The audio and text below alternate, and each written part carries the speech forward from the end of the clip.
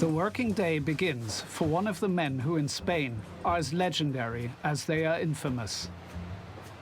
El cobrador del frac en este país es tan conocido como la Coca-Cola. En cuanto llamas por teléfono a alguien y le dices que eres el cobrador del frac, este individuo ya se pone en tensión. Debt collectors in tails have been around for 30 years. The company's heyday was during the 2008 financial crisis, when thousands of Spaniards went bankrupt.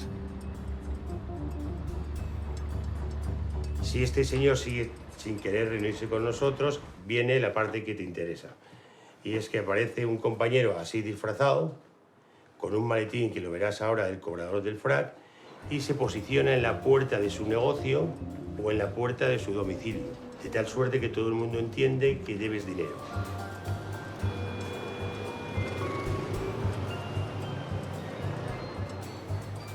Hay una tipología infinita de morosos. Está desde el moroso más noble que se ha arruinado y que no tiene dinero y no puede pagar y te pide por favor que no puede pagar y realmente a ti te da pena y sientes lástima y empatizas con él, hasta el moroso más sinvergüenza que puedas pensar que puede tener 4.000 euros en el bolsillo y no te va a dar ni un céntimo. Hagas lo que hagas.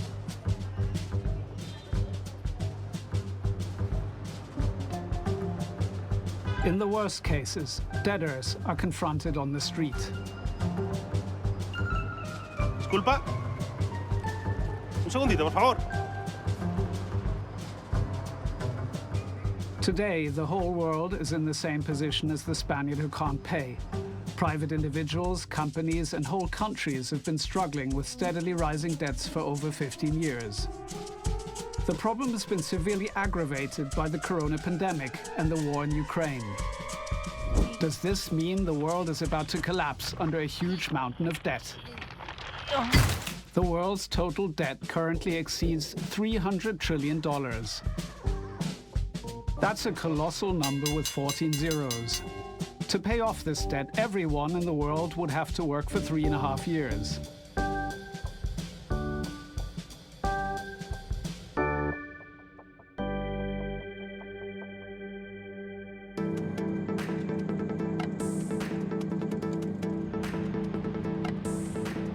To find out what's going on in the world, we decide to explore the stories behind global debt.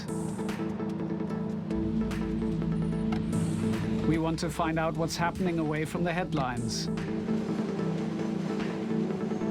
We visit people in debt and learn about the dramatic impact it has on their lives.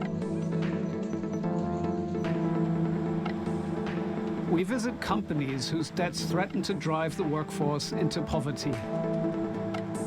And we go to countries with vast levels of national debt. We want to find out how the lives of ordinary people are affected. Is the situation hopeless? Or are there any ways out of the debt trap?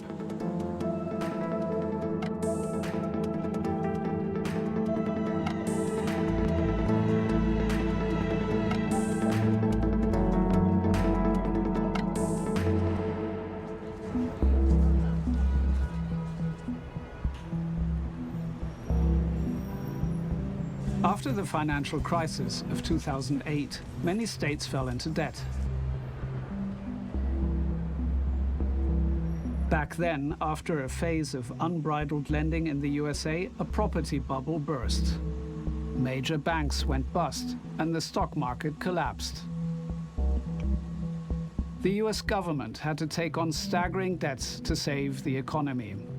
The debt crisis in the USA triggered a global chain reaction that still resonates. To trace the long-term impact of the 2008 crisis, we travel to a country where money seems to be no object. The Emirate of Dubai.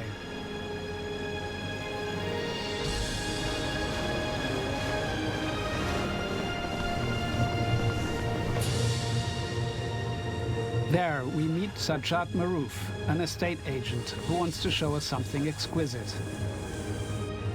A map of the world consisting of artificial islands.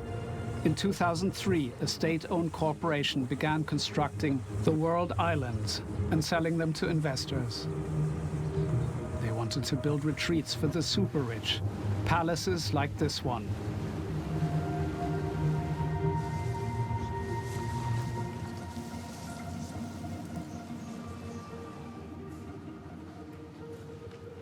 Welcome to Sweden Beach Palace. Welcome to the homes of Viking.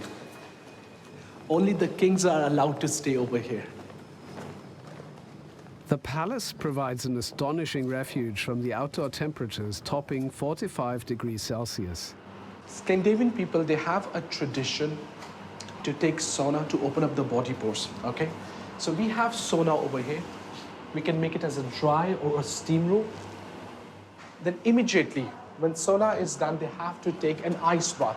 So we have our own snow room.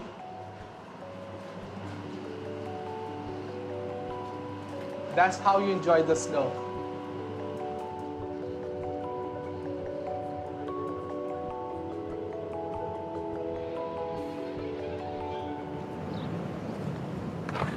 So the idea was this, how to bring the whole world in Dubai. So that's Spain. You can see Portuguese over there, and that's France. We try to follow Mr. Maroof's logic, but we find it difficult to make out the outlines of European countries. The sharp contours have been eroded away.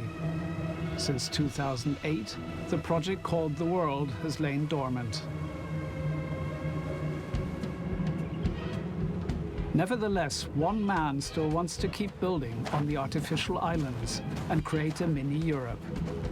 Josef Kleindienst, an Austrian businessman, has wound up here in the Persian Gulf. Part of his grand vision can already be admired.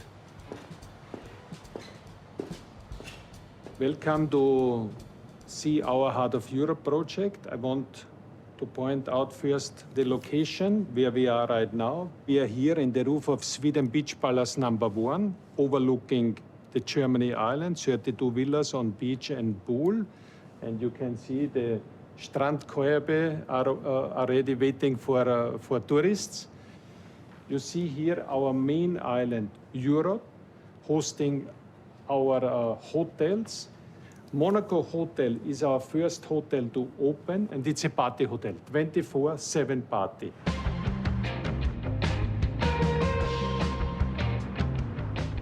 This is typical of Dubai, the epitome of abundance. A Switzerland beneath palm trees welcoming anyone who wants to take the wealth to the emirate.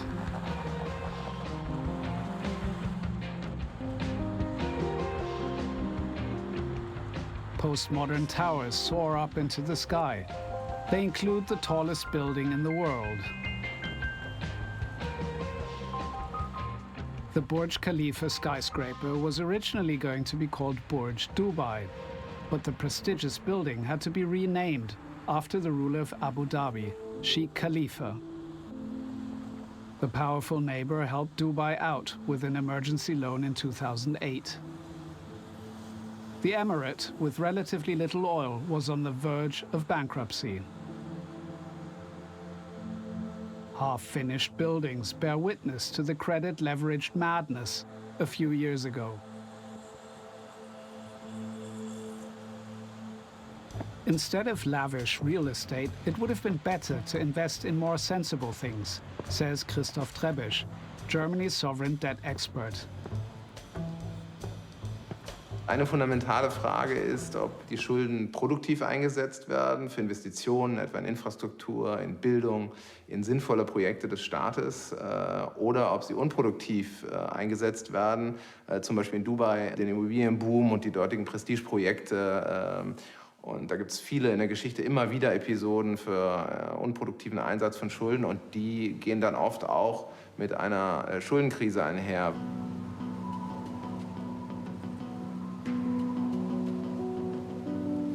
When the inevitable crash hit Dubai's real estate market, many international investors pulled out. They included some who'd invested in the painstakingly created world map.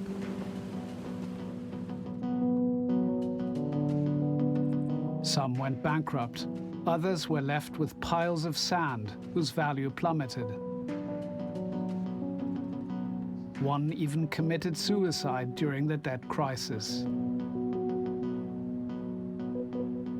Only Josef Kleindienst from the Kleindienst Group held out. There are other Europeans, they did not have the trust to stay, or maybe they ran out of money or of funding, and it was not easy in 2008. I was a policeman, and as a policeman, you learn there's a crisis, everyone run away, you need to have to go there. You need to find out what's going on and you need to resolve it. And then we realized there are chances. When 40 others run away, you have a chance to take over part of their business, for example.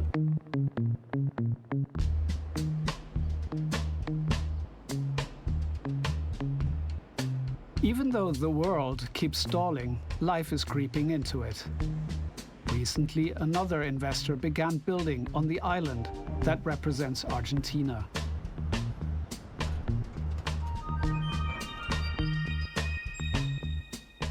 Time will tell whether Kleindienst was right to stick by his vision.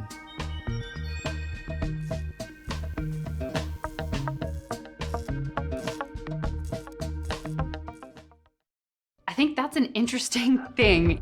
This one piece will make 52 layers. Watch on mobile devices or the big screen, all for free. No subscription required. Meanwhile, wealthy Russians are expressing interest in flashy real estate. They regard Dubai as a refuge from sanctions and war.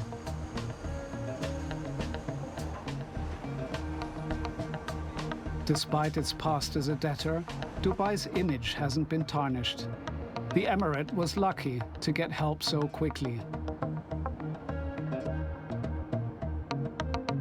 Also Dubai ist ein gutes Beispiel, wo ein Nachbarstaat den anderen rettet in einer Finanzkrise, auch um Ansteckungseffekte zu verhindern, um politische Instabilität zu verhindern. Und das sehen wir immer wieder in der Geschichte, dass Nachbarn sich gegenseitig retten. Das haben wir auch in der Euro-Krise gesehen. Aber es ist natürlich nicht für jedes Land garantiert, dass jemand zur Seite springt, wenn es zu einer Krise kommt. Am Ende hängt das auch von der Geografie ab. Ja.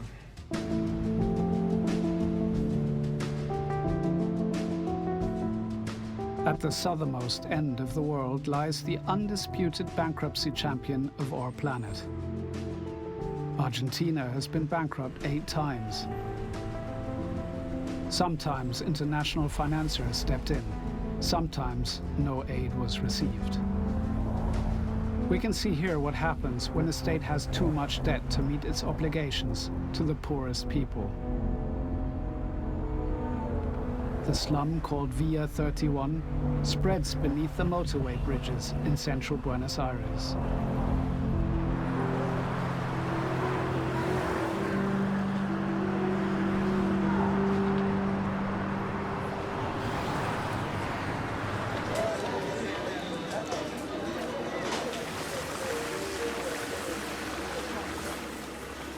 At least 30,000 people live here.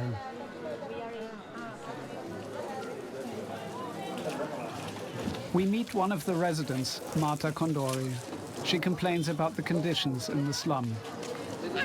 Los habitantes del barrio pasamos muchas necesidades, muchísimas necesidades. En este barrio se ha padecido del agua, se ha padecido de la electricidad, se ha padecido de las necesidades cloacales.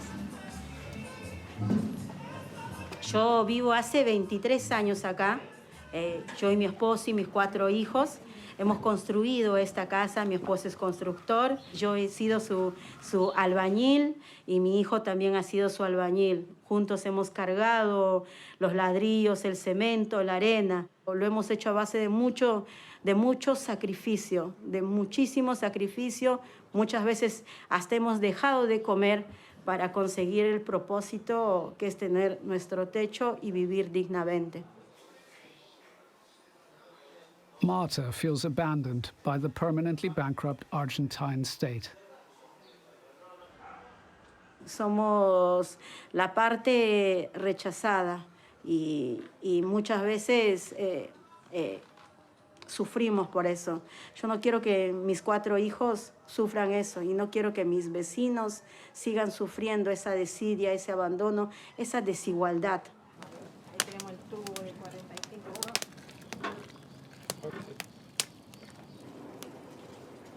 Thousands of Argentines rely on charities. A century ago, Argentina was one of the 5 richest countries in the world. It has mineral resources and a well-educated population. How could such a country fall so low?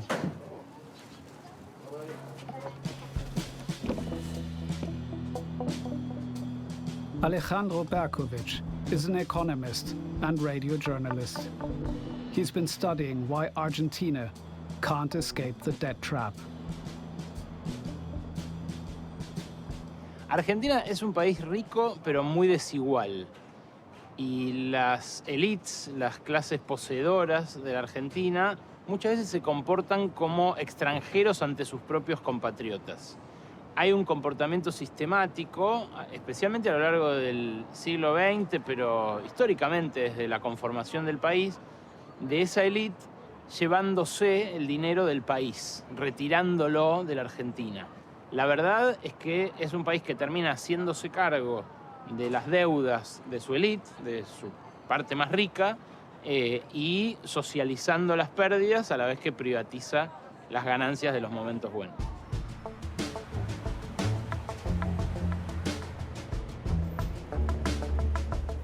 The result is ever higher deficits. And being so badly in debt, Argentina can't always borrow money abroad. But it still has to pay pensions and unemployment benefits. So it uses a trick.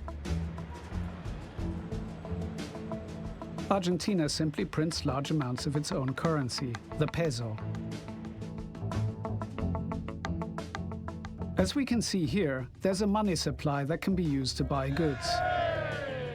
In order to meet the cost of the state, more and more money is printed, but the quantity of goods remains the same. People can buy more with the new money. Retailers respond to higher demand by raising their prices. Inflation takes hold.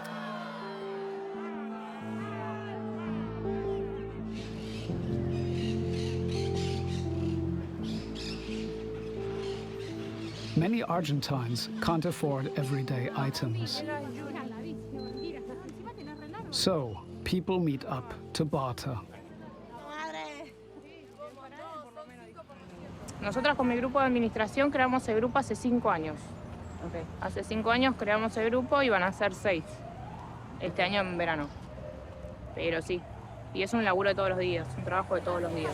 Y creció un montón. No me cobres. Meetings are arranged on Facebook and WhatsApp, and then the group meets here. Instead of money, they use points to determine the value of each item. Clothes, for example, can then be swapped for personal hygiene items and food. Mira, lo que se busca mucho es aceite, yerba, azúcar, lo más caro, ahora, que tendría que ser lo más racional barato. Se intercambia mucho eso, porque para pasar, harina, pisetas, lo básico que pueda ayudar de la canasta básica para vivir, ¿no? Leche. Bartering looks set to persist for a long time. After all, inflation in Argentina is now over 80%. There is no end in sight to the price spiral. Tranquila. Muchas gracias.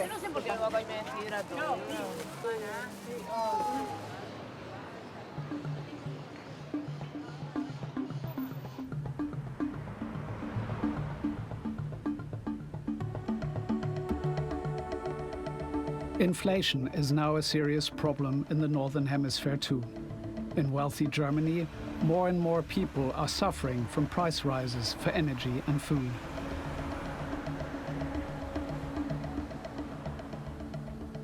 The share of income that low earners spend on living costs is disproportionately high. That's why the poorest people fall into debt especially often.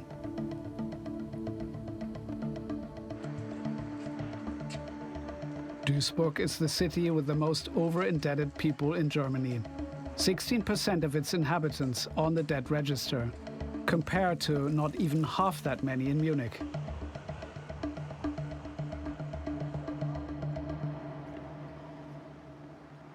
Frank Wendler, a local jack of all trades, knows firsthand just how bad it is to be hopelessly in debt. Mädchen mit roten Haaren, die musst du fragen, was Liebe ist. Mir macht das nach wie vor riesen Spaß. Deswegen mache ich noch neue Produktionen, auch was die Musik betrifft. Die Musikgeschichte war ja immer nur ein zweites Bein eigentlich. Es ist schwer in der Musikszene, es gibt einfach zu viele. Und sind nur wenige, die das Glück haben, die wirklich davon gut leben könnten. Da brauchen wir schon einen Hit. Ja, den habe ich noch nicht gehabt. Ja, und ich habe mich damals, will ich sagen, fast aus der Not heraus selbstständig gemacht, nachdem ich arbeitslos war. Keine Chance, nicht mal eine für uns zwei. Auf geht's! For decades, Wendler sold gas canisters. But the business had its pitfalls. Ich muss sagen, von Haus aus mehr ein Mensch, der so praktisch veranlagt ist. Ich mache alles, ich kann Waschmaschine reparieren oder sonst was, egal. Aber dieser ganze Bürokratismus, Büro und Co. war noch nie so wirklich mein Ding. Dann irgendwann keine Steuererklärung mehr abgegeben, weil man war auch irgendwo überlastet, überfordert. Fate took its course. After a tax audit, he owed a large amount of back tax. Ich bin schon wieder in der Hölle. Damals kamen in den 5 Jahren zusammen, wenn ich das nur so halbwegs im Kopf habe, ich glaube so 65.000. Und dann durch Zinsen und Zinseszins summiert sich das. Ich habe das Geld ja logischerweise nicht gehabt. Naja, dann haben die mich irgendwann so an die Wand gedrückt, dass ich dann irgendwann das Gewerbe abgemeldet habe oder abmelden musste.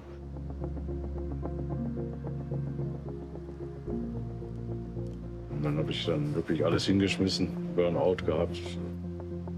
Ja, war dann alles zu viel dann irgendwann, ja.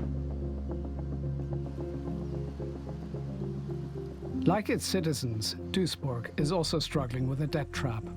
Starting with the crisis in the steel industry in the mid-1980s, things went downhill. And the once affluent city now has an army of unemployed. This change led to a string of problems that Duisburg's chief financial officer, Martin Morak, is still struggling with. In dem Moment, wo die Arbeitslosigkeit ansteigt, steigen die Sozialkosten, die die Städte zu schultern haben. Und in dem Moment, wo dann eben das Geld nicht ausreicht, müssen Städte gegensteuern. Das heißt, man muss entsprechend die Ausgaben senken. Weniger Instandhaltung, weniger Personal auf städtischer Ebene. Dadurch wird eine Stadt natürlich in Gänze auch unattraktiver, sowohl für Investoren als auch für Bewohner. Und die Steuern mussten angehoben werden.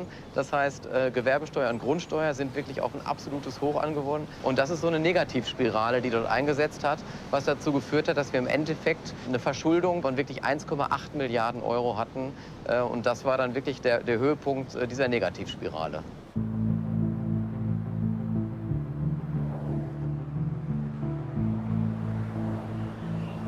The start of a downward spiral can be seen all over the country. Germany has been systematically saving for decades. The debt level is low. But the result is potholes, bridges in need of repair, and run-down railways.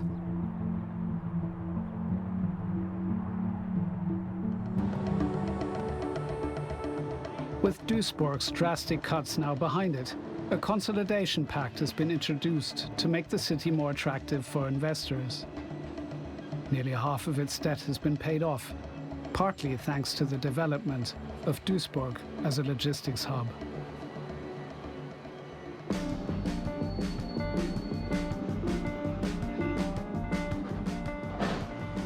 The port of Duisburg is the biggest inland port in the world. It lies at the end of the Northern Silk Road, a branch of a huge trade network being set up by China to connect with the rest of the world.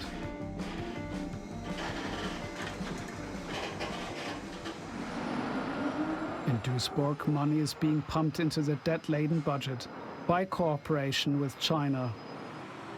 But Chinese collaboration isn't always this beneficial for its partners. Bei Chinas Auslandsaktivitäten kann man so eine gewisse Typologie erkennen.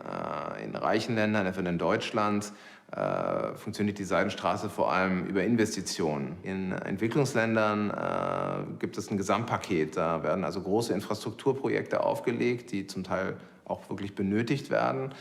Die werden von chinesischen Unternehmen gebaut und von chinesischen Staatsbanken über Schulden finanziert.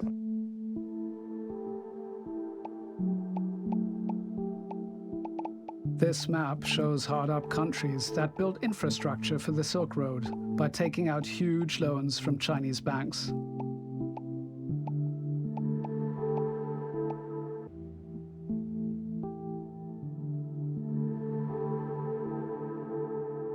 China expert Thomas Heberer is aware that China's loans can also have a positive effect. Also das ist etwas, was man im Kopf behalten muss, dass die Infrastruktur in Ländern, die sonst keine Mittel dafür haben, natürlich geschaffen wird. Wir haben das Beispiel die Zugverbindung Addis Abeba nach Djibouti zum Hafen. Äthiopien hat ja selber keinen eigenen Hafen, oder von Mombasa nach Nairobi. Und es soll ausgebaut werden auf 5 weitere afrikanische Länder. Das sind positive Dinge und das sollte man auch nicht vergessen, wenn man über Afrika spricht. This is how economic growth is created in Africa. However, China grants loans without assessing whether the recipients can manage the money properly. Heberer finds this problematic. Das ist etwas, was man in dieser Seidenstraßenpolitik Chinas auch kritisieren kann, nämlich dass Projekte finanziert werden, die Prestigeprojekte von Präsidenten afrikanischer Länder sind, große Stadien oder Paradeplätze oder sonst etwas, die auch finanziert werden müssen und letztendlich diese Schuldenfalle verstärken. In Europe, too, some projects are questionable. In Montenegro, a Chinese company built the country's first motorway. Over a length of 170 kilometers, it required 40 bridges and 90 tunnels. Diese Straße führte überwiegend über Gebirge und von daher war es ein ausgesprochen teures Projekt. Die chinesischen Unternehmen, die das bauen wollten, haben dafür über eine chinesische Bank 1 Milliarde US-Dollar zur Verfügung gestellt. Das entspricht etwa 1/5 des Bruttoinlandsprodukts von Montenegro. Und mit dem Einbruch des Tourismus und der Corona-Krise, kann man sagen, war Montenegro auch nicht mehr in der Lage, diese Kredite zu bedienen. Der montenegrische Präsident hat angeboten, dass er statt Zinsen und Tilgung einen Teil eines montenegrischen Hafens den chinesischen Betreibern zur Verfügung stellt. Aber auch auf Druck der Europäischen Union hat das Montenegro da nicht gemacht. The liabilities have since been transferred to 3 Western banks. The port remains in Montenegro's possession. But no one knows how the debt will be repaid.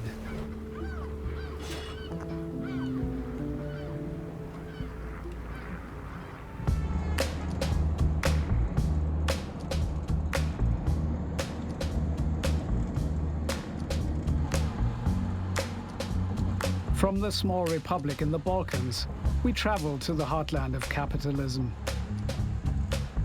In the US, where people think big, debts are breaking all records. During the COVID pandemic, the state's obligations skyrocketed.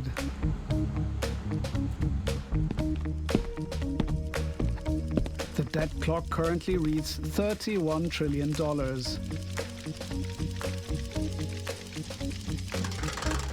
That equates to debts of $93,000 per head of population.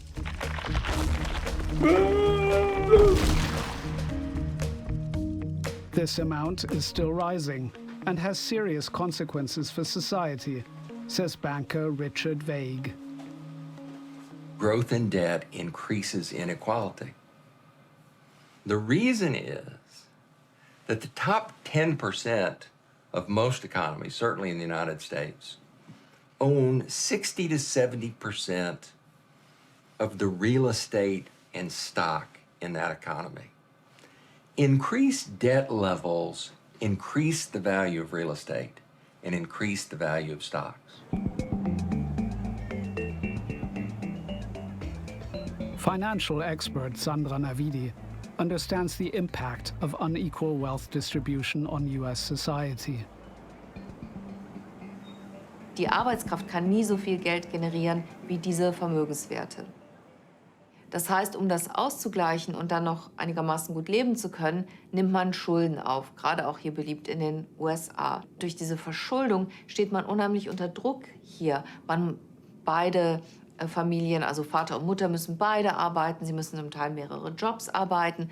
Die kalte Hand der Gläubiger sitzt ihnen im Nacken. Sie müssen die Schulden bedienen, damit sie ihr Haus nicht verlieren, damit sie ihre Kreditkarten abbezahlen können. Das heißt, es leidet auch die Lebensqualität darunter. Man ist nicht mehr frei, Entscheidungen zu treffen, sondern alles ordnet sich unter, um diese Schulden bedienen zu können.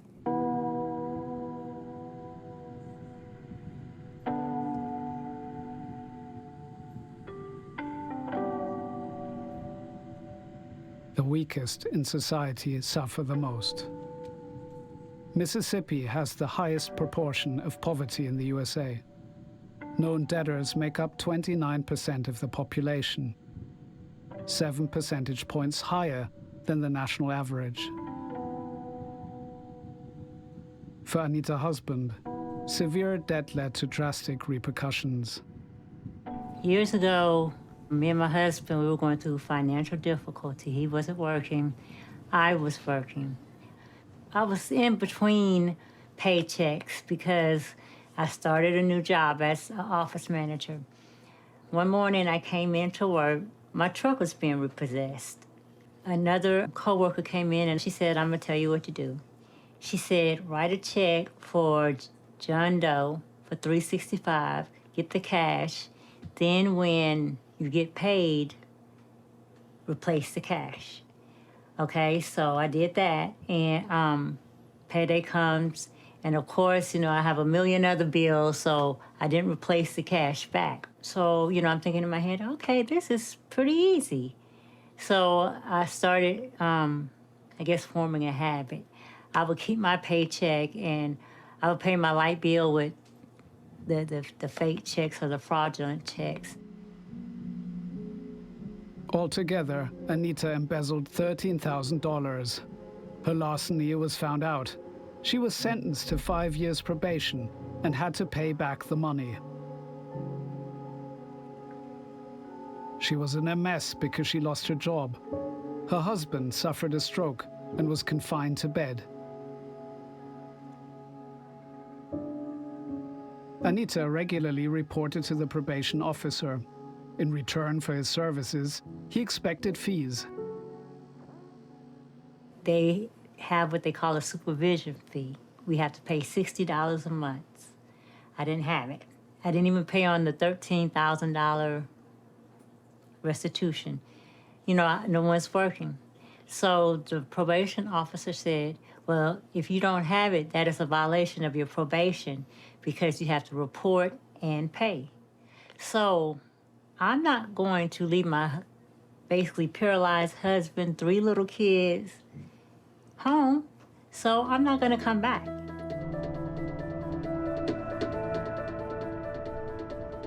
Anita was arrested and put in a restitution center. This means a debt prison in Jackson, Mississippi, where prisoners serve time until they've worked off their debts. These debts might be damages owed to victims of crime or overdue court costs. Even for trifling amounts below $1,000, people can end up in this converted motel. But it has nothing to do with holiday accommodation. It's barbed wire, just like a jail. When you get in, they go through your stuff, just like a jail, a prison. They strip search you, just like a prison. And I never forget this. They brought me there on a Friday. Mother's Day was on a Sunday. So they allowed me one call. I called my son, my oldest son, and the first thing he said was, "Happy Mother's Day, Mother." And that was so heartbreaking because I'm not going to be there.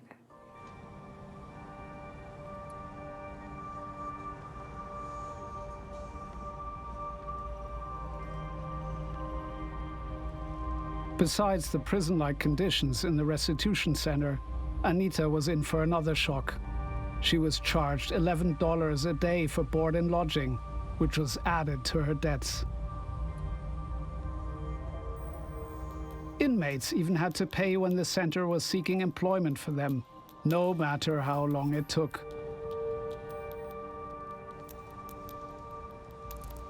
Anita was relieved to get a part-time job at Church's Chicken, a fast food restaurant. Accompanied by her daughter-in-law, she drives to her former place of work. The branch is in a particularly bad area. The Church's Chicken I worked at, you can't sit down there and eat. You have to take everything to go, and you talk, to them behind a glass. Okay, so it's not a dine-in like most traditional. And the glass was bulletproof because they had been robbed so many times. Wow.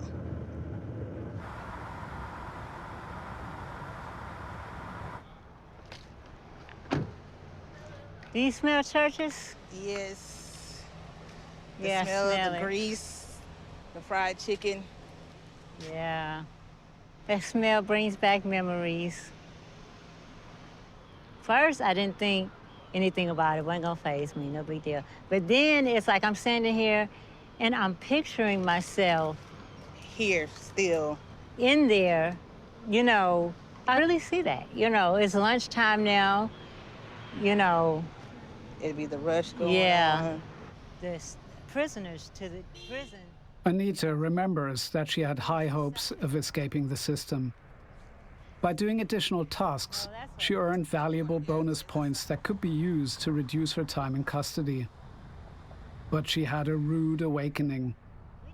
I was, scrubbing vans. I was working in the cafeteria. I was doing everything. Got my merits. So I went to the warden, and she read my sentencing paper. Now here I'm thinking all I had to do was get, so many merits and I can go back to my normal life. She said, no, you have to stay here until $13,000 is paid off.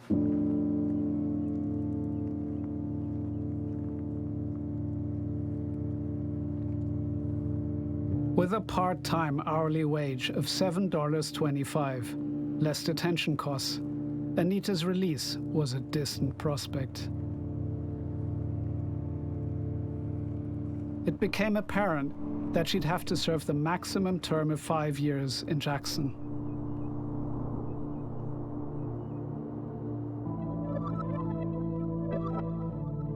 Mississippi is joined by states like Iran, Egypt, and Afghanistan that also imprison debtors. Nowhere else does being in debt lead to incarceration.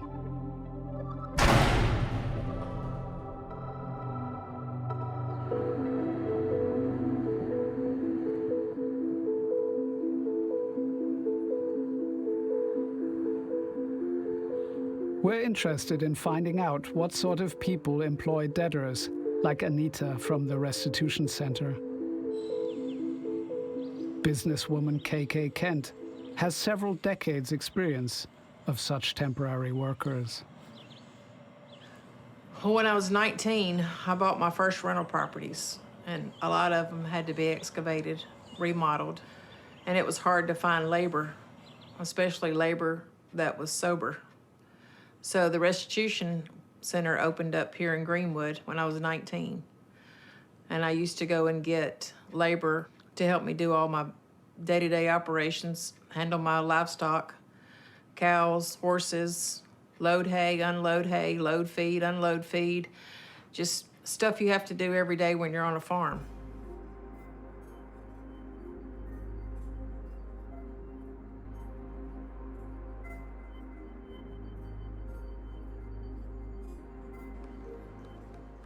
KK Kent has prospered and has more work than ever. She's an enterprising woman who's opened a shop and a restaurant. She also runs an animal shelter because she feels sorry for strays and abandoned animals. But the staff she recruits from the restitution center cause her problems. I may go through 4 or 5 before I find one that I'm compatible and I can work with. Because a lot of them think they're entitled. And as soon as you pick them up, they start asking, can I use your phone? Will you stop at the store and buy me a drink? Will you buy me some cigarettes? And there's been some that I've picked up and hadn't even driven a half a mile that just their demeanor I didn't approve of it, and I turned around and took them right back and sent them back in and got 2 more. Well, if they come to me with an open mind and a hard work ethic, they can learn a lot, because I can teach them. I've taught a lot of them plumbing. I've taught a lot of them gardening. I've taught a lot of them yard work. And people pay a lot of money this day and time to have somebody come work in their yards. Apart from instructions, KK also takes the salvation of her workers to heart. There were a few that wanted Bibles, so I asked for some Bibles on my social media page, and a lot of people brought some to my restaurant. A few of them, they'll take the Bibles and they'll pull the pages out and use them to wrap up tobacco, to make like a jailhouse cigarette, which that infuriates me. First of all, doing that to the Bible, and secondly, they're just abused the kindness of somebody who went out of their way to do something for them. Some are very appreciative, some are thankful, grateful for everything you do for them. You know, I've had some of them say, you know, if I had a mom like you growing up, you know, my life would have been totally different. I don't try to cure them. I just tell them, you know, you need to pray about yourself. You need to figure out your own self-discipline and do something about yourself. You don't need to look for other people, because it's not other people's problem, your problem.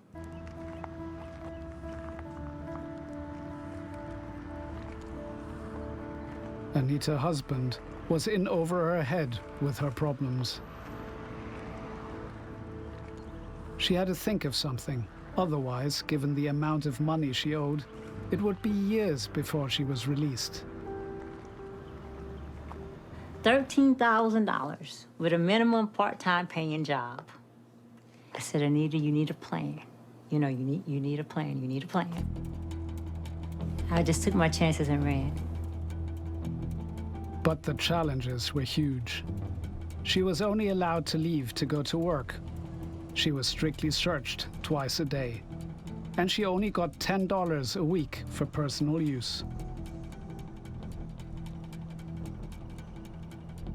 They used to give us a roll of quarters. You couldn't have dollars. So every morning, I would wear my hair in a ponytail. I would put the roll of quarters in my hair, because, you know, in between the ponytail, and I would leave with the roll of quarters. Come back, I would change the quarters for dollars. I would roll the dollars or 2 5s, put it in my hair, because I can get change at work. I hand wash my clothes, you know, stuff that I would take the $10 for, I would, you know, do without. So I saved up enough for a bus ticket. This one particular day I planned to leave. I had on my church's uniform, but I had on a pair of blue jeans and a shirt under my church's chicken uniform. So I got a friend to take me to the bus station, and I got on the bus and I came to Biloxi.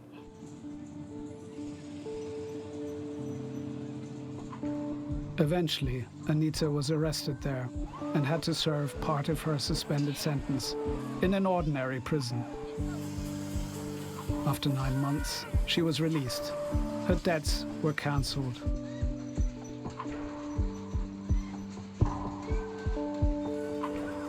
She doesn't have a good word to say about the system of restitution centers.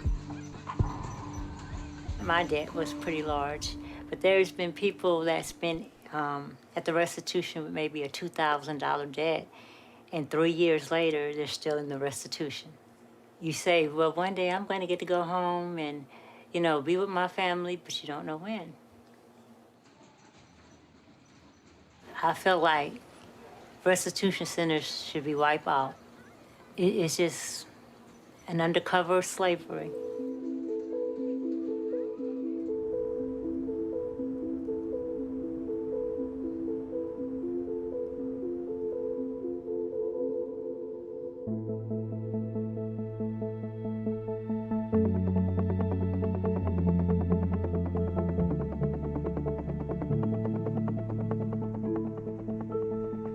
Is the fate of people like Anita actually part of a perfidious system to deliberately exploit debtors? Working off debt under duress certainly has a long, wretched history in the USA. Sociologist Frederick Wary sees parallels with the end of slavery in 1865. So imagine you suddenly have more than 4 million African Americans who are told you are no longer enslaved. And you also have an economic system that has relied on that labor. This created a crisis. How are you going to keep those plantations running, keep those factories going when you can no longer compel people to work for you? And the answer to that was debt. Debt saved the economy. And the way that it saved the economy is that the one thing that also happened at the end of the Civil War is that a number of states started implementing what they called black codes. And so these were rules that were put in place so that minor behavioral infractions would be the basis for putting someone in jail. And so those infractions included things like using profanity, lewd behavior, committing adultery, and the list goes on. And when they would be taken to the court, if they didn't have bail money, then they were off onto the chain gang or in prison. And these employers would show up to the courts and say, I will bail you out. I will pay for your bail, allow you to not go to prison, but you'll need to work for me for a period of time in order to pay me back. And so these people who were told, you are now free, discover that they are now no longer free. They are now bound by a contract. And so this was a way of making sure that that labor was tamed and it was brought to heel.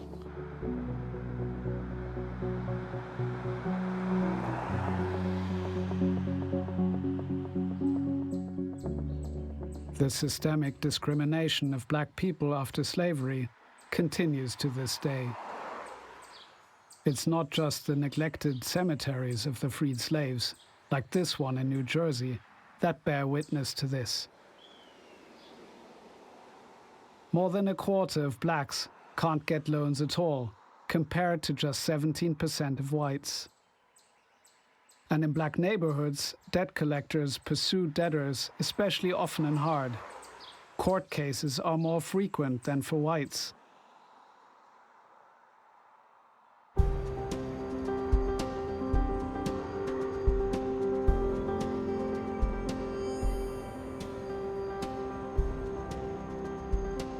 Differences in the USA concern not only skin color, but also generations.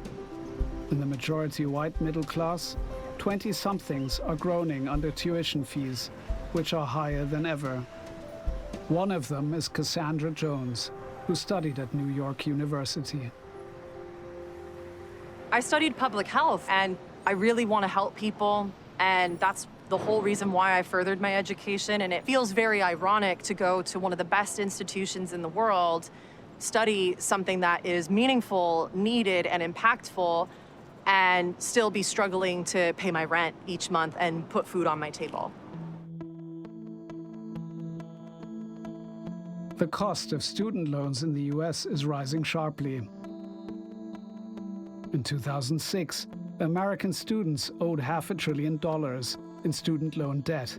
This figure has since risen to $1.7 trillion, as much as Italy's GDP.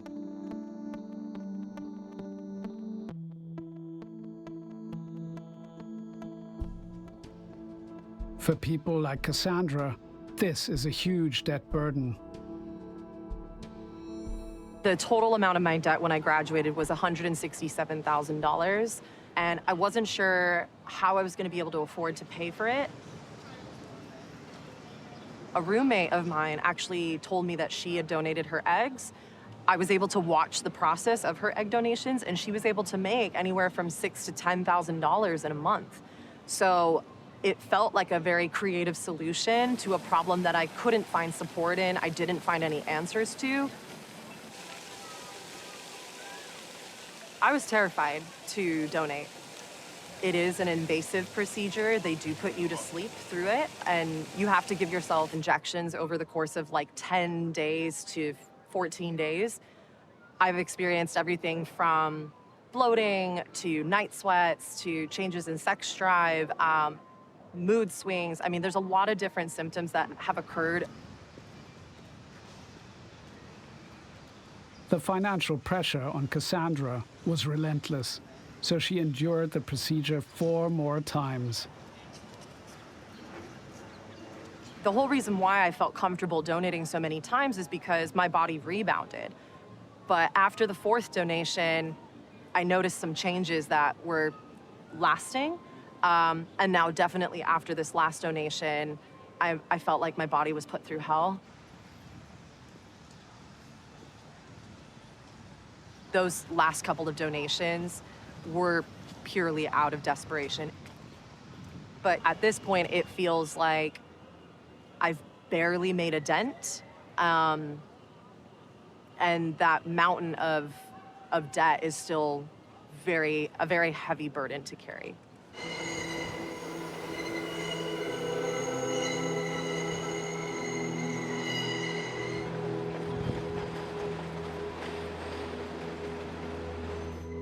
Debt problems like Cassandra's mean that many young people in the USA can't plan their futures in the way their parents did. When I was 18, and being the oldest of 4, coming from a big family, I actually used to think that I'll be a mom myself one day, and I'll have kids of my own one day. I'll get married, I'll be able to afford a house one day. And my entire viewpoint on that has changed. It's not exactly something that is now a priority for me, and I think a lot of young people have been forced to shift their priorities. So I don't feel like I have a choice anyway, so I might as well put this to bed and be at peace with the fact that I may not be a mom.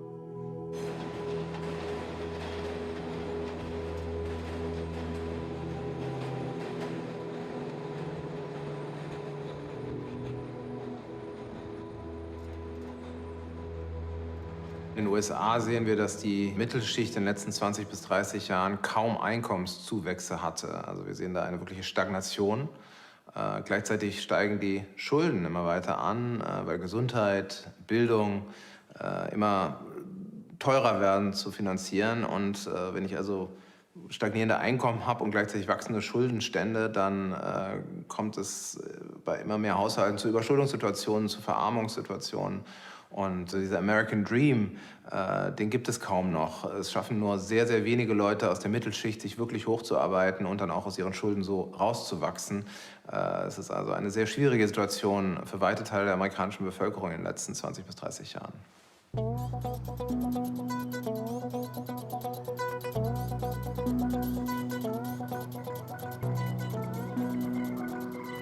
But some lucky people don't get stuck on a treadmill of repayments.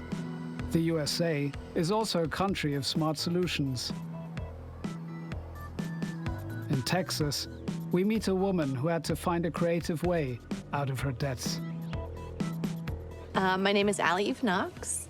I have 2 bachelor's degrees and a master's degree. My student loan debt was insane, like over $100 grand. and it was one of those things where I was like working all the time for a job that I had gone to grad school for. And I had like $10 left at the end of each month. And it was one of those things where there was never a time in the future when I could think about something being different. I support my brother, and so it was not an option to be broke. So I had to figure out another way out of debt, and that was just to make more money. So I started hustling, and it started working. I'll show it to you.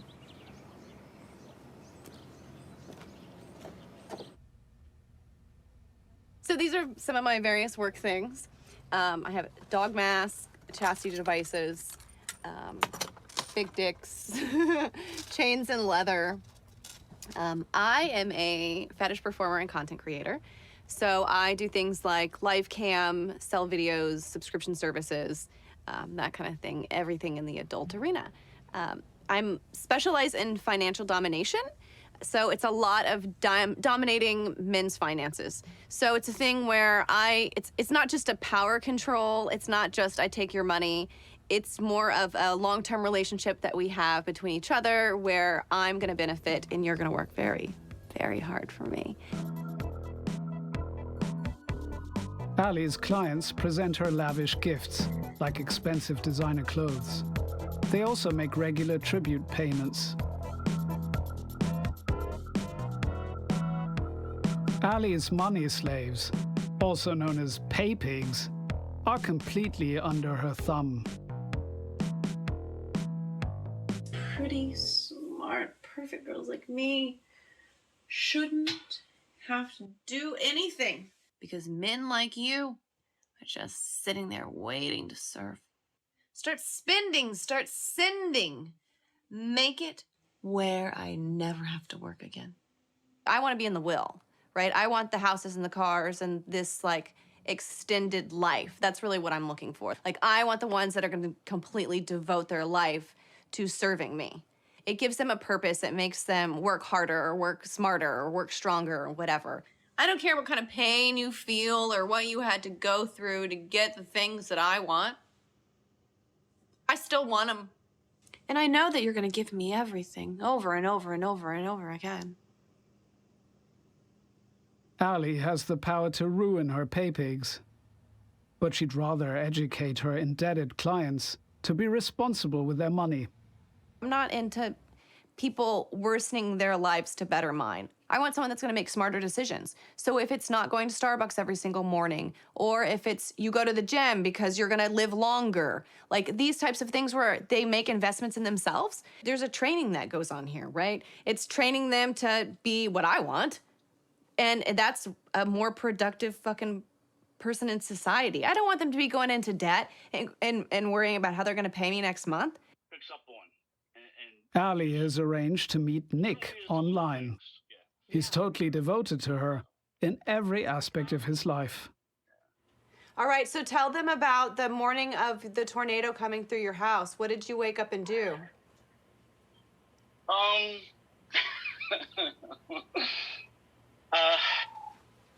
woke up and I Tell them what happened. Okay, on July 29th, a tornado hit my house. Totally obliterated it. And you had lost everything.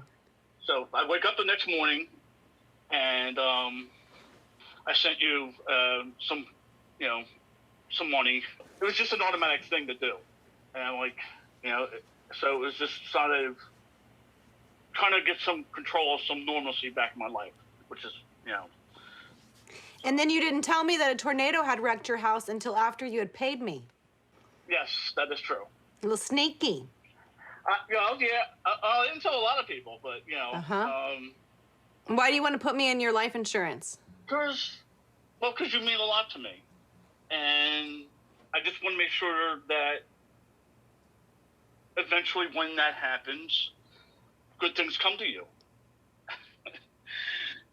So my kids are aware of the situation. So, I mean, they get part of it too, but yeah. Yeah. They're aware. Yeah, so. Thank you for meeting with me. This was very sweet of you. Oh, no, thank you for having me. Whatever I can do to help you, make your life easier, I'm there for you. Yeah. I appreciate you, Nick. You did a great job. You were a very good boy.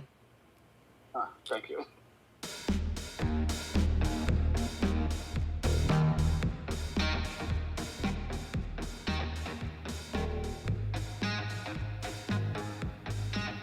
Thanks to men like Nick, Ali now has plenty of time for an unusual hobby. So I started this dollhouse and it just morphed into this huge thing. And I made a lot of this stuff. I made this little dungeon bed. A TikTok fan made this for me and sent me a little paddle.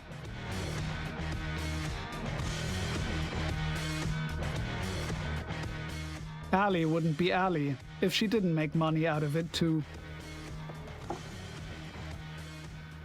I took this content and I sold it initially before I put it on my social media. So I made about $2,000 for people contributing and wanting to see what I was up to.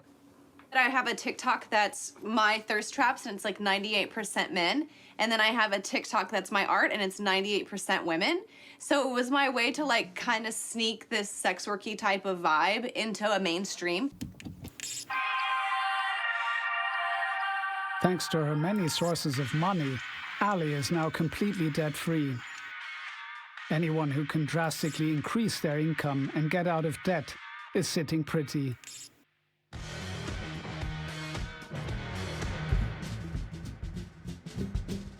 Sadly, Ali's solution isn't universal. It certainly doesn't work for indebted countries. Higher government revenues often mean higher taxes.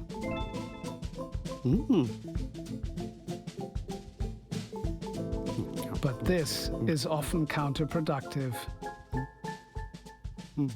If the government taxes individuals, it means those individuals are able to spend less. And a government uses that to pay off debt, the government itself is not using those tax dollars to spend more, so the math is obvious. The folks being taxed spend less, the government spending the same, GDP shrinks. So tax where you repay debt actually contracts GDP and creates the opposite effect that you want. But what about starting with government spending? Couldn't states just save like mad until their debts have disappeared? Ein weiteres Mittel, aus Schulden herauszukommen, ist Sparen. Das ist ja das Mantra der Deutschen. Wir müssen unsere Ausgaben zurückschrauben, wir müssen sparsam sein. Und im Grunde genommen, wenn eine Wirtschaft sehr verschuldet ist, ist sie auch fragiler und anfälliger. Und häufig, wenn man dann noch Sparmaßnahmen einführt, dann führt das zu größerer Arbeitslosigkeit, die Wirtschaft wird gedrosselt. Also häufig bewirkt das Gegenteil von dem, was man eigentlich erreichen will.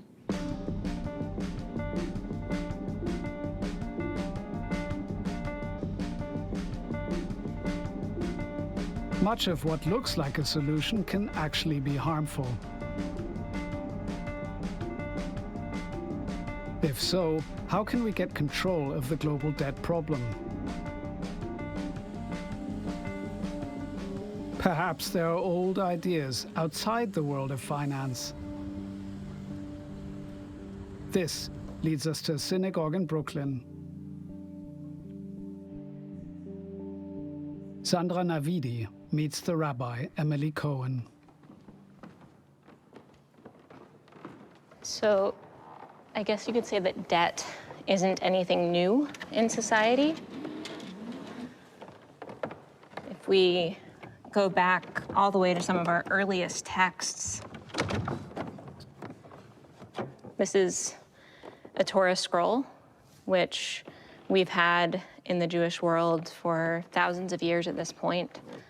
In the text, you find this discussion of debt. If you can grab the cover, keep going. Okay.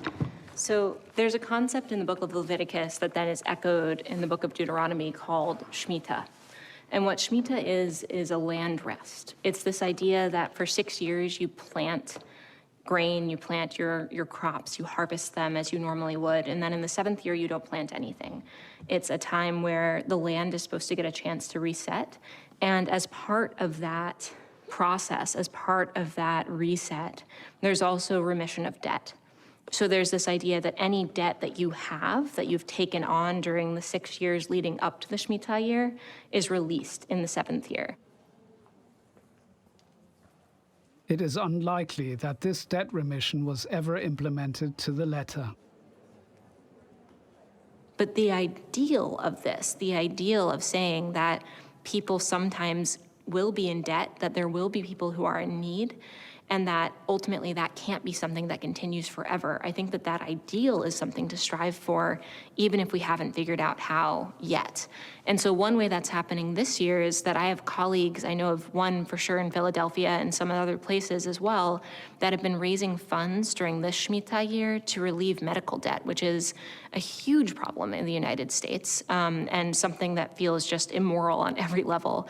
So again, I don't know how we do this. I don't know how we take the Torah with all of its complexity and its sometimes less than fully universalistic perspectives and make it something that we can apply, but I hope we can one day.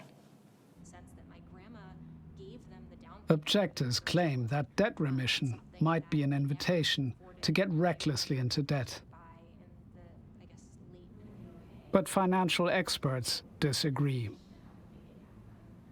So the moral hazard argument is the one that is always advanced. If we give an inch, borrowers will take a mile. Irresponsible behavior will proliferate. And yet when we examine the facts, we see that that's not the case. Bankruptcy is a miserable experience in the best of circumstances for the average individual borrower. It's not something they go into lightly. And in fact, when we examine bankruptcy, it relates to just 2 or 3 key things most of the time. Unexpected health emergency, unexpected job loss, and divorce. If those are the things that constitute, almost all bankruptcies, that's not evidence that there's folks out there purposely, listen, I'll lose my job or I'll have a healthcare emergency in order to get out of my debt. It just doesn't happen.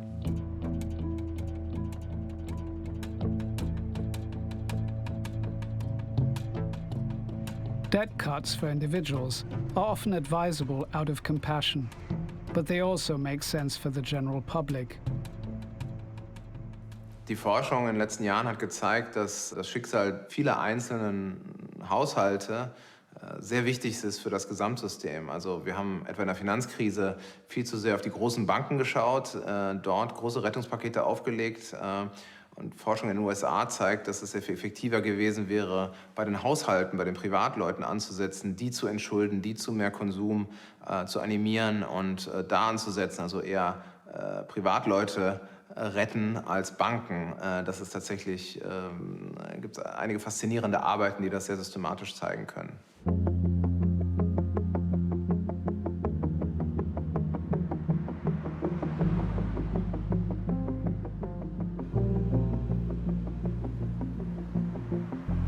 We're back in Duisburg, the stronghold of debt.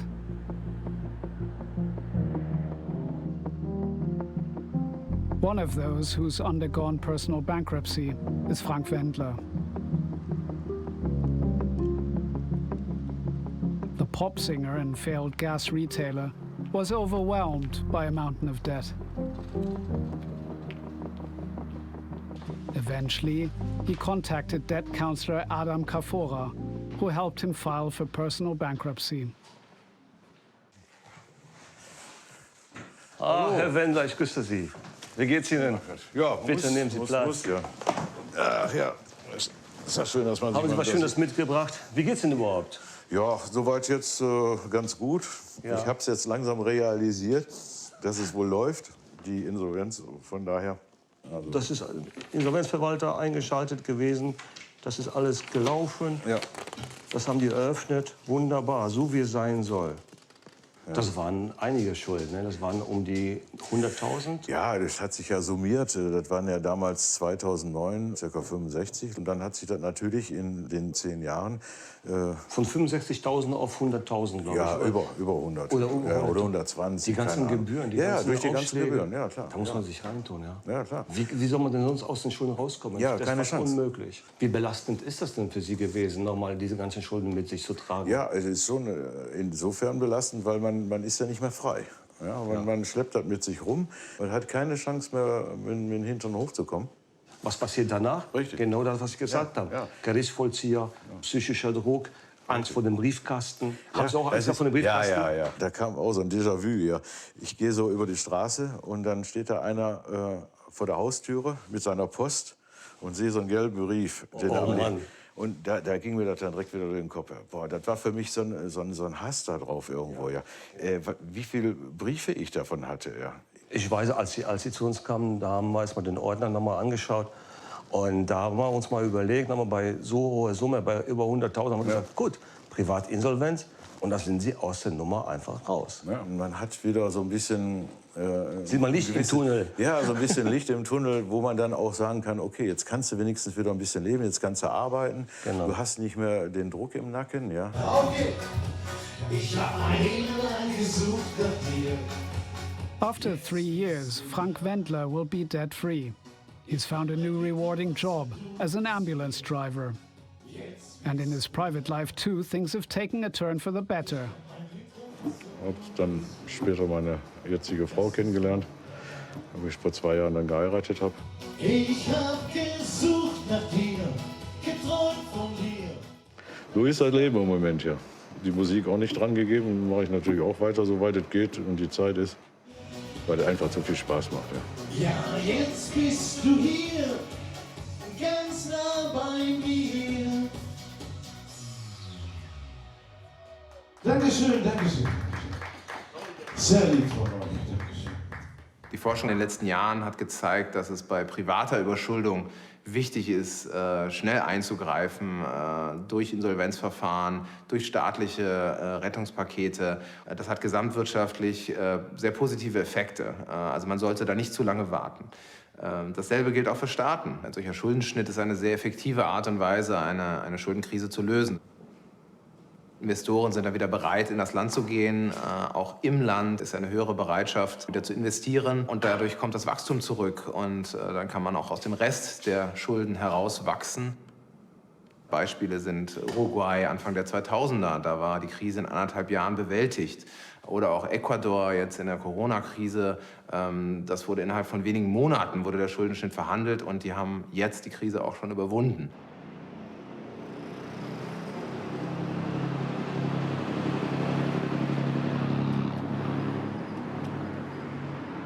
Debt relief can also be beneficial for insolvent companies.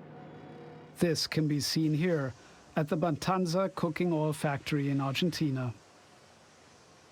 In 2016, the company slid into bankruptcy, but the workers refused to give up. ¿Cómo va? ¿Cómo va? ¿Todo bien? ¿Todo bien? ¿Qué van a hacer hoy? Hoy estamos procesando girasol y nos juntamos en 3 compañeros un día y le dijimos vamos a dar para adelante. Y lo damos con todo el esfuerzo. Fue un sacrificio enorme que hicimos. The workers formed a cooperative and took legal action to take control of the factory. The squatters shrewdly invoked the fact that employment contracts in Argentina are usually open-ended. En la Argentina hay una ley que ampara al trabajador que tiene un derecho, que es la continuidad laboral, de hacer la continuación laboral. A new start was only possible if the factory's debts were written off. The creditors were persuaded, but the court had its doubts. No somos empresarios ni somos apoderados, no tenemos solvencia económica. Y entonces como que te cierran las puertas de todos lados y fue muy difícil. Fue dormir en el juzgado, acampar en el juzgado, hacer fuerza por que el juez te diga no, hoy no te puedo atender, que le duele la panza, que el otro día no vino. Insistir hasta llegar a poder concretar esto. With the courage of despair, the workers persevered despite all the obstacles. In the end, only 20 were left, a sixth of the original workforce. Y esa etapa fue medio caótica, que fue más o menos casi un año. Y fuimos con eso remándola, cocinando en grupo acá en la fábrica y así lo íbamos pasando lentamente.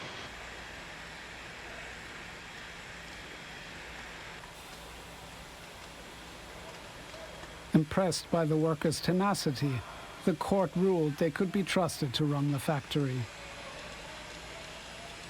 The suppliers were also willing to do business with the new owners. Today, the company has 90 employees again. Its edible oil is popular. Debt relief has helped everyone. The former factory squatters are content.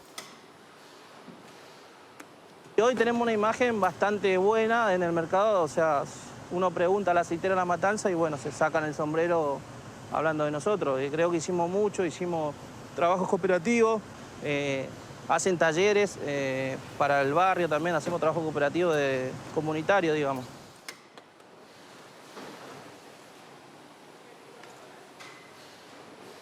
Like the workers from Matanza, the world needs a fresh start with generous debt relief.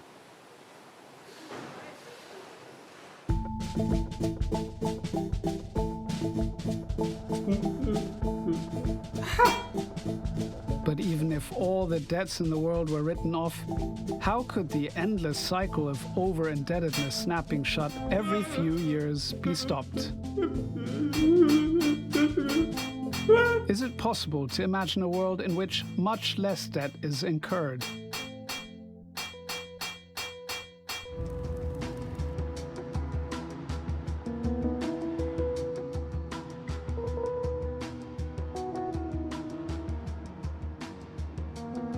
In the African neighborhood in Paris, known as Goutte d'Or, they're looking for an answer.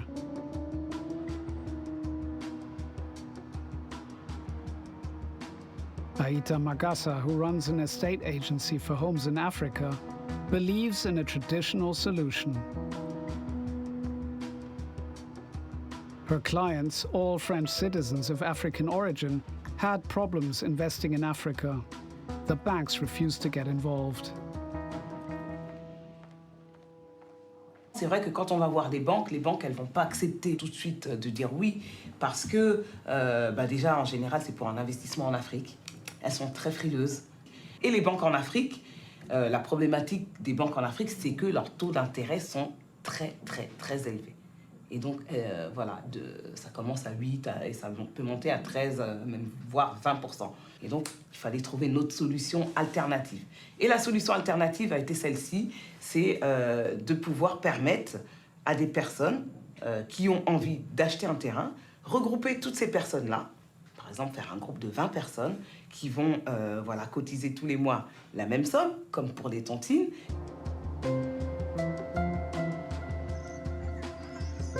Tontines are traditional African saving schemes where women join together and pay in a fixed amount at each meeting. Each time, the money collected is distributed to one of the participants, who can spend it as she chooses. Aita Magassa applied the centuries-old system of tontine to property purchases. Moi, j'ai su trouver quelque chose qui s'adapte plus au continent africain, avec les solutions des tontines. Parce que les personnes de la communauté africaine, elles connaissent déjà ce système-là. C'est un système qui est traditionnel, ancré dans les mœurs, qu'on connaît. Il fallait juste, en fait, le professionnaliser, le rendre en fait, avec un contrat, le contractualiser, le rendre formel. Vous pouvez le faire. It states that Aita's clients must pay in 250 euros every month. In turn, 5,000 euros will be distributed to each of the 20 group members to finance a house or land in Africa. None of her clients has to go into debt for a home. This is an unbeatable advantage over the usual financing system.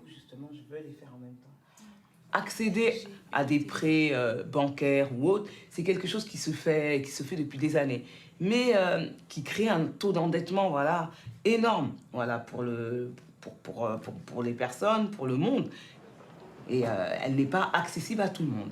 Donc, tout le reste du monde qui n'a pas accès à ça, il fallait leur trouver des solutions. We learned that the principle of tontine also works in Europe at Felicidib's hairdressing salon. Aita visits the resourceful lady, for whom a bank loan was never an option to finance the shop. C'est pas ça, on peut pas aller prendre des dettes à la banque parce que de un, ils vont te demander des documents. Et ça, c'était ça fait mon deuxième salon. D'accord. Ah, c'est ton deuxième? Oui, que c'est grâce à la tontine. Et avec la tontine. financée. Ça fait plaisir d'entendre ça. Donc, en fait, en plein Paris, tu as 2 salons que tu as financés sans les banques. Ouais. It's not just Philly who's benefited from the system, but many other people she knows. Par exemple, mon coiffeur, lui, il est dedans, les tailleurs et tout le monde est dedans. Donc, c'est dans notre entourage. C'est un réseau, quoi. C'est un réseau. Il faut connaître. Ouais, mais en fait, ce qui est bien, c'est que vous vous motivez les uns les autres. Donc, les gens qui entrent dans ta tontine, tes tontines, en tout cas, ce sont des gens qui vont faire des projets. Ouais, c'est grâce à la tontine. C'est pas magique et tout, c'est rien. C'est grâce à la tontine. These 2 women show how our financial system can become more people-friendly. But a world without any debt at all might be illusory. Perhaps it's not even desirable. Eine Welt ohne Schulden ist letztendlich eine Welt ohne Kapitalismus.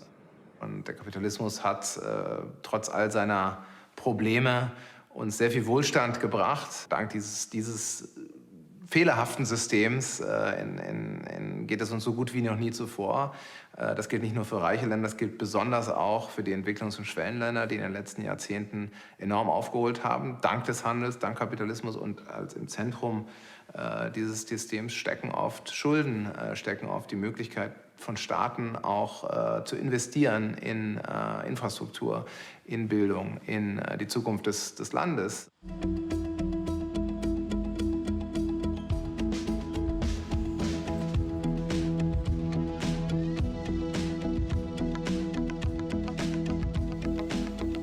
Not everyone benefits from our system, and debt has become a trap for many. The world must act in everybody's interest, because behind all debts are human beings and human destinies.